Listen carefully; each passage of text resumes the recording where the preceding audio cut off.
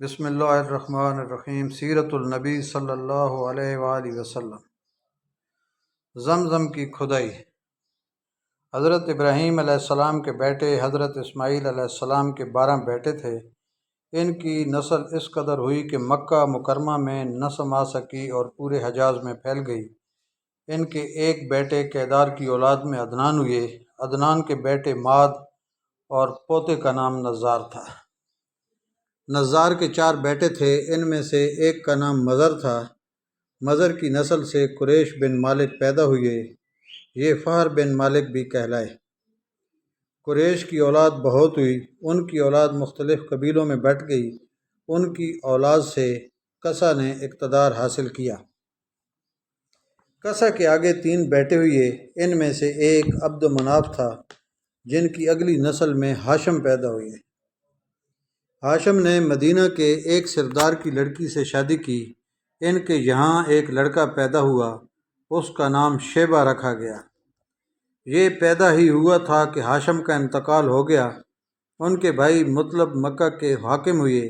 ہاشم کا بیٹا مدینہ منورہ میں پرورش پاتا رہا۔ جب مطلب کو معلوم ہو گیا کہ وہ جوان ہو گیا ہے تو بھتیجے کو لینے کے لیے خود مدینہ گئے۔ اسے لے کر مکہ مکرمہ پہنچے تو لوگوں نے خیال کیا یہ نوجوان ان کا غلام ہے۔ مطلب نے لوگوں کو بتایا یہ ہاشم کا بیٹا اور میرا بھتیجا ہے۔ اس کے باوجود لوگوں نے اسے مطلب کا غلام ہی کہنا شروع کر دیا۔ اس طرح شیبہ کو عبد المطلب کہا جانے لگا۔ انہیں عبد المطلب کے یہاں ابو طالب، حمزہ، عباس، عبداللہ، ابو لہب، حارث، زبیر، زرار اور عبد الرحمن پیدا ہوئے۔ ان کے بیٹے عبداللہ سے ہمارے نبی حضرت محمد مصطفیٰ صلی اللہ علیہ وآلہ وسلم پیدا ہوئے۔ عبد المطلب کے تمام بیٹوں میں حضرت عبداللہ سب سے زیادہ خوبصورت اور سب سے زیادہ پاک دامن تھے۔ عبد المطلب کو خواب میں زمزم کا کنواں کھودنے کا حکم دیا گیا، یعنی حضرت اسماعیل علیہ السلام کے کنویں کو۔ اس کنویں کو قبیلہ جرہم کے سردار مزاز نے پاٹ دیا تھا۔ قبیلہ جرہم کے لوگ اس زمانے میں مکہ کے سردار تھے اور بیت اللہ شریف کے نگران تھے۔ انہوں نے بیت اللہ کی بے حرمتی شروع کر دی۔ ان کا سردار مزاز بن عمرو تھا، وہ اچھا آدمی تھا۔ اس نے اپنے قبیلے کو سمجھایا کہ بیت اللہ شریف کی بے حرمتی نہ کرو، مگر ان پر اثر نہ ہوا۔ جب مزاز نے دیکھا کہ ان پر کوئی اثر نہ ہوتا تو قوم کو اس کے حال پر چھوڑ کر وہاں سے جانے کا فیصلہ کیا۔ اس نے تمام مال و دولت، تلواریں اور زریں وغیرہ خانہ کعبہ سے نکال کر زمزم کے کنویں میں ڈال دیں اور مٹی سے اس کو پاٹ دیا۔ کنواں اس سے پہلے ہی خشک ہو چکا تھا، اب اس کا نام و نشان مٹ گیا۔ مدتوں یہ کنواں بند پڑا رہا۔ اس کے بعد بنو خزاعہ نے بنو جرہم کو وہاں سے مار بھگایا۔ بنو خزاعہ اور قصہ کی سرداری کا زمانہ اسی حالت میں گزرا۔ کنواں بند رہا یہاں تک کہ قصہ کے بعد عبد المطلب کا زمانہ آ گیا۔ انہوں نے خواب دیکھا۔ خواب میں انہیں زمزم کے کنویں کی جگہ دکھائی گئی اور اس کے کھودنے کا حکم دیا گیا۔ حضرت علی رضی اللہ عنہ سے روایت ہے کہ عبد المطلب نے بتایا، میں حجر اسود کے مقام پر سو رہا تھا کہ میرے پاس ایک آنے والا آیا۔ اس نے مجھ سے کہا طیبہ کو کھودو۔ میں نے اس سے پوچھا طیبہ کیا ہے، مگر وہ کچھ بتائے بغیر چلا گیا۔ دوسری طرف رات پھر خواب میں وہی شخص آیا، کہنے لگا برہ کو کھودو۔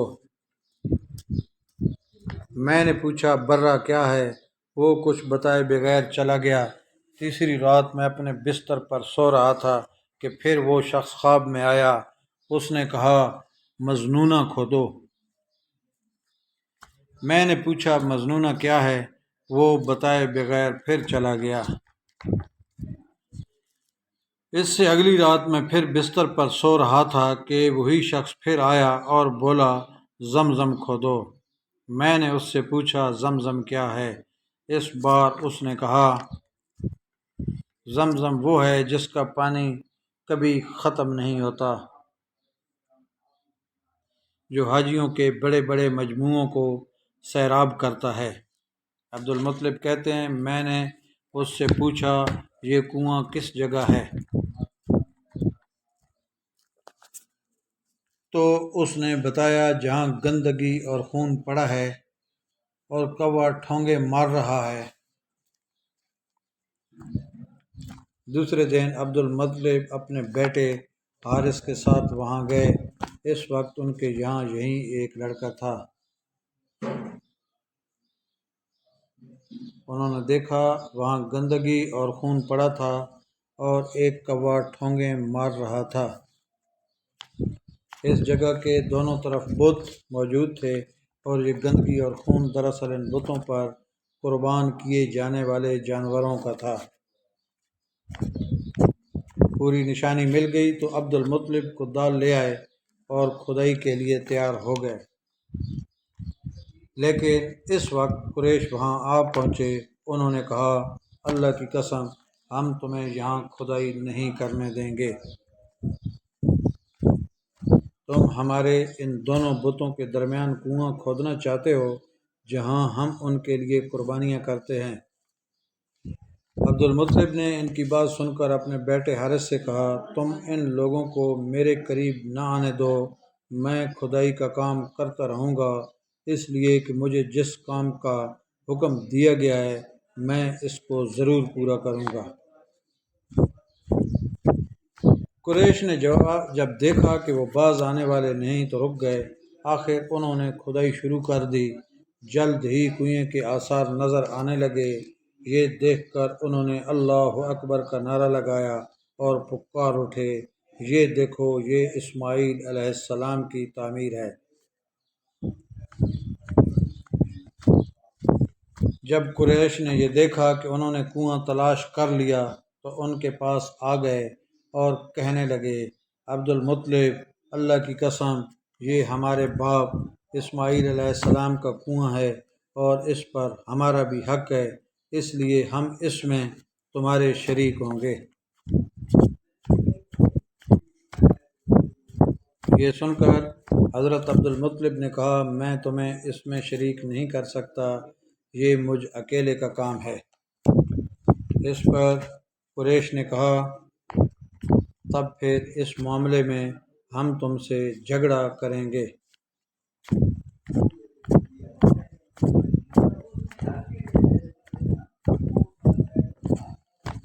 عبد المطلب بولے کسی سے فیصلہ کروا لو۔ انہوں نے بنو سعد ابن حزیم کی کہنہ سے فیصلہ کرانا منظور کیا۔ یہ کہنہ ملک شام کے بالائی علاقے میں رہتی تھی۔ آخر عبد المطلب اور دوسرے قریش اس کی طرف روانہ ہوئے۔ عبد المطلب کے ساتھ عبد المناف کے لوگوں کی ایک جماعت تھی، جبکہ دیگر قبائل قریش کی بھی ایک جماعت ساتھ تھی۔ اس زمانہ میں ملک حجاز اور شام کے درمیان ایک بیابان میدان تھا، وہاں کہیں پانی نہیں تھا۔ اس میدان میں ان کا پانی ختم ہو گیا، سب لوگ پیاس سے بے حال ہو گئے، یہاں تک کہ انہیں اپنی موت کا یقین ہو گیا۔ انہوں نے قریش کے دوسرے لوگوں سے پانی مانگا لیکن انہوں نے پانی دینے سے انکار کر دیا۔ اب انہوں نے ادھر ادھر پانی تلاش کرنے کا ارادہ کیا۔ عبد المطلب اٹھ کر اپنی سواری کے پاس آئے، جوں ہی ان کی سواری اٹھی اس کے پاؤں کے نیچے سے پانی کا چشمہ ابل پڑا۔ انہوں نے پانی کو دیکھ کر اللہ اکبر کا نعرہ لگایا۔ پھر عبد المطلب سواری سے اتر آئے، سب نے خوب سیر ہو کر پانی پیا اور اپنے مشکیزے بھر لیے۔ اب انہوں نے قریش کی دوسری جماعت سے کہا آؤ تم بھی سیر ہو کر پانی پی لو۔ اب وہ بھی آگے آئے اور خوب پانی پیا۔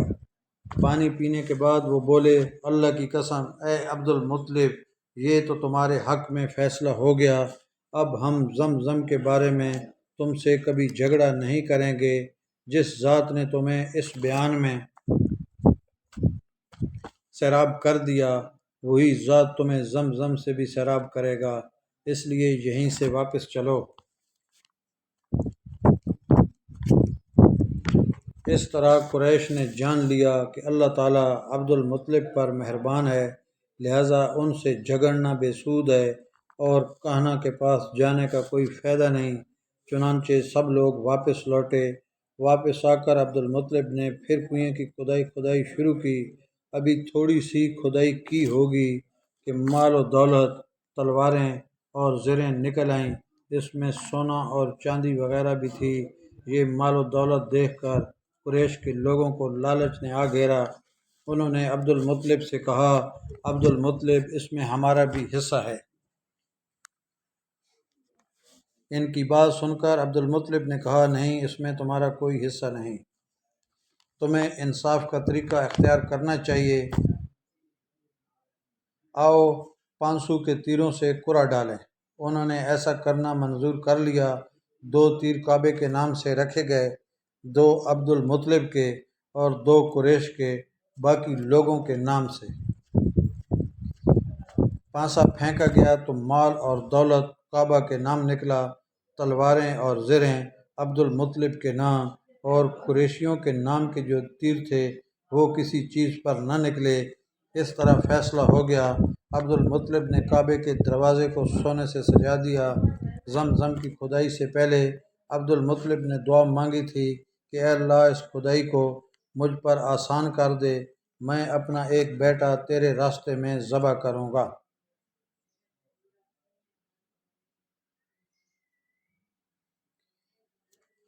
اب جب کہ کنواں نکل آیا تو انہیں خواب میں حکم دیا گیا، اپنی منت پوری کرو، یعنی ایک بیٹے کو ذبح کرو۔